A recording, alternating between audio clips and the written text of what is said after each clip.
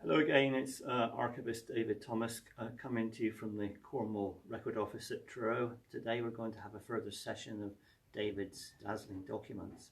What have we got on the table for you today? Well, let's have a look. And first of all, the title of this wonderful 18th century plan, which is a manor plan for the manor of Tolgullo, otherwise St Day, in Gwynedd, is a superb example of 18th century draftsmanship.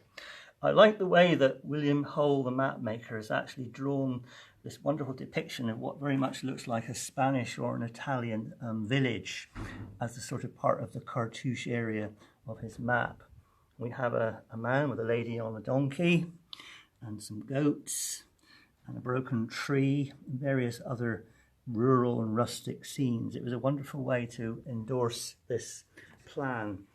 And the manor plans are quite important to study history because we have an understanding then of which of the important Cornish landowners owned which bits of Cornwall. So let's have a look in more detail at what we can see on this enormous plan, which is of course highly decorated with colour, and the colours actually indicate the different tenancies that there were holding land of this manor. Here, for example, you've also got the little village, or the town as it was at one time, of St Day, shown on the area as it was, and this is the road back towards Redruth.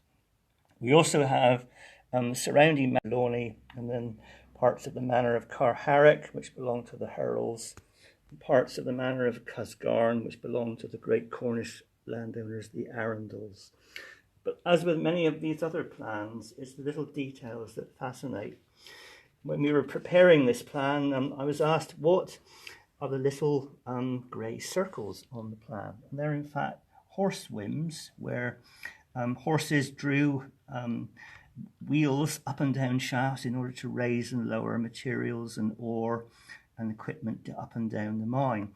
And there were very few of the big steam pumping engines or the winding engines at that time. But we have also the great engine shown here, the Smith's shop, and also the great Poldice lower fire engine. So there's a few steam engines there. If you're actually out walking around and about in the Cornish countryside, and if you have sharp eyes, you might possibly notice some of the boundary stones that you sometimes find in the hedges and the junctions of fields. And this section here shows quite a lot of the boundary stones between the lands shown on this map and the adjoining lands of Lord Falmouth.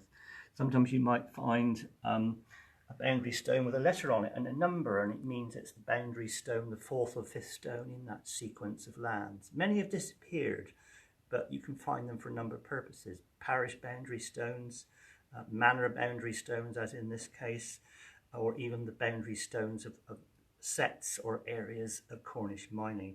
So if you're sharp-eyed, have a look out for some of those records, and maybe even come to the record office and see if you can find those stones on any of the plans that we've got. And the plan also shows the different road systems for here. Fascinated to show that it's the road that led to St Agnes, and then the two names are given, St Agnes and then St Anne's, which is the St Agnes parish. So here we have a good example of a wonderful 18th century manor map in all its glory, wonderful cartouche, lots of colour, and showing what can be learned about the topography and the geography of Cornwall in the 18th century. Do come and enjoy them.